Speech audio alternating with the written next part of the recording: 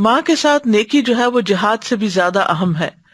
معاویہ بن جاہمہ سلمی رضی اللہ عنہ روایت کرتے ہوئے کہتے ہیں کہ میں نے رسول اللہ صلی اللہ علیہ وسلم کی خدمت میں حاضر ہو کر عرض کی، اے اللہ کے رسول، میں آپ کے ساتھ مل کر جہاد کرنا چاہتا ہوں، ابتغی بذالک وجہ اللہ والدار الآخرہ، اس سے میرا مقصد اللہ کا چہرہ اور آخرت کا گھر ہے۔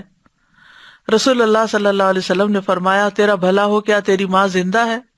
میں نے کہا جی ہاں۔ آپ نے فرمایا، واپس جا کر اس کی خدمت کرو۔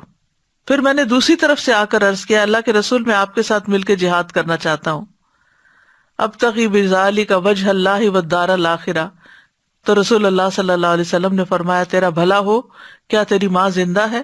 میں نے کہا جی ہاں اللہ کے رسول۔ آپ نے فرمایا، واپس جا کر اس کی خدمت کرو۔ پھر میں رسول اللہ صلی اللہ علیہ وسلم کے سامنے سے آیا اور عرض کیا، اے اللہ کے رسول، میں آپ کے ساتھ مل کر جہاد کرنا چاہتا ہوں، ابتغی بذالک وجہ اللہ والدار الآخرہ۔